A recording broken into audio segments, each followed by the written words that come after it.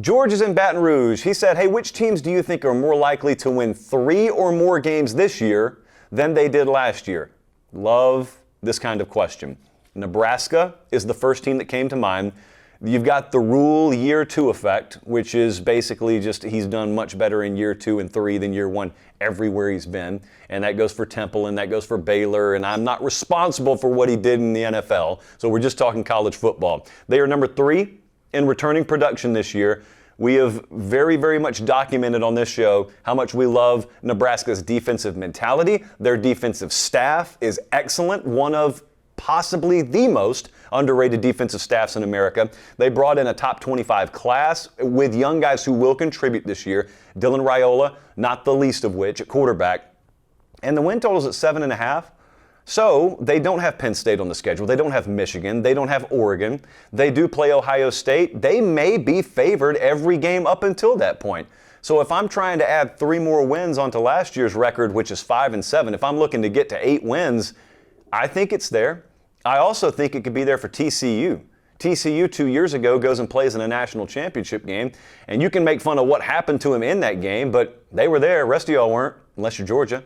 So they go there, then they fall off a cliff seemingly last year, which shouldn't have been very surprising. I know this is going to sound really ridiculous. There wasn't like a huge difference in the previous year's TCU and last year. It's just one-possession games. They won a ton of one-possession games the year before. Last year, they lost 4 one-possession games, 3 of them, I think, by a field goal, right, Jesse? So it's just those games going the other way.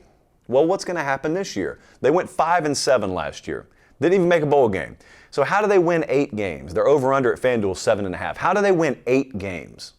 Well, they brought in a top 20 transfer class, so that needs to pan out.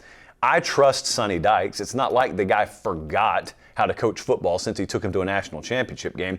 Now, here's the downside. Relatively speaking, they do play 6 of the top 8 odds teams in the Big 12.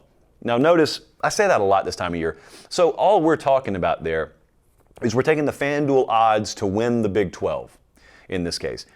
And we're seeing, that's how we're rating a conference before we do our own ratings. And TCU plays 6 of the top 8 teams on the FanDuel odds board. But to get to 8 wins, it's just winning the one-possession games over there. And I think they brought in the transfer class to do that. What about Miami? So Miami went 7-6 last year. They improved. They went 7-6 last year. The question is, could they add 3 wins onto that? I think you may be surprised to know that Miami's over-under win total at FanDuel's 9.5. Like, odds makers have them up there. So to go over, they literally have to add 3 wins onto last year's total. There are so many roster upgrades here. So many. I'm not going to break down position unit by position unit. They bring back both coordinators. That's very valuable. Cam Ward will be very good for them. Just take my word on that. Will be very good for them.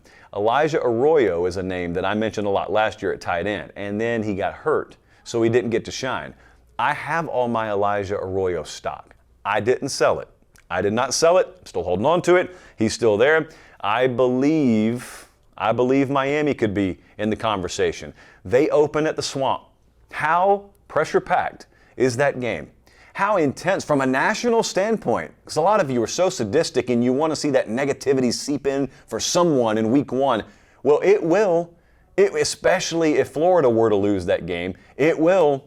So there you go. You don't have to wait long. August 31st. I haven't even named our tour for this fall, mainly because I outsourced that to you. And I don't know where we'll be week 1, but I know that game is on the radar, which would mean 2 years in a row we've been to a Florida game in week 1. That's not official. What about Auburn? Auburn? Yeah? What you think? They went 6-7 last year. Could they win 9 games this year? We could have gone A&M in the SEC as well, but we went Auburn. So if the underclassmen deliver, and they will have to, that's part 1 of the formula. Part 2 is the dimensions in this offense weren't there last year. They were not good. And there were, I think, 4 or 5 games where they didn't have a 100-yard passer, which is it's very antithetical to what you would expect from a Hugh Freeze offense. So I don't know how improved they'll be this year. I think they will be improved on that front. They brought in some guys specifically at receiver in this signing class, like Cam Coleman.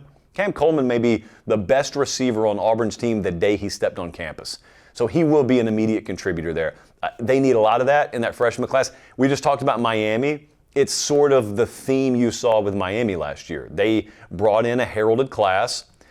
A lot of those guys, the day they stepped on campus, were better in terms of raw talent than the guys in their position room. Maturity, ability to, digest a playbook. Do you blend in socially when you get on a college campus? All that stuff ultimately goes into how much playing time you get. You got to stay healthy as well. So Auburn I'd put on that list. Syracuse I'd put on this list. Kyle McCord going there is a huge deal.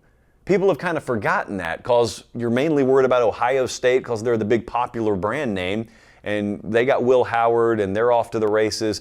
Well, Syracuse got a guy who Ryan Day trusted to start for him at quarterback last year. That's a big deal. They're number 10 in returning production. That's a big deal. As soon as Fran Brown took the job there as head coach, they went and got some guys out of the transfer portal. Their recruiting saw an uptick. There is no, follow me here, there is no Clemson or Florida State or SMU or Louisville or North Carolina on the schedule. I can't believe that's accurate. That's insane that can happen in the ACC. They also don't have a Power 4 team in their non-conference schedule. That's why I'm looking at the schedule. There was a pregnant pause there because I'm looking at the schedule. Ohio, Holy Cross is on there. That's good. Home to Rudy for a brief period of time when he got his grades in order. That is an amazing schedule. So, yeah, Syracuse, what were they? They were 6-7 last year. You aren't always what your record says you are in this sport. There is a world where Syracuse ends up being a 9-win team this year. And they don't have classical 9-win characteristics necessarily, but it could be there.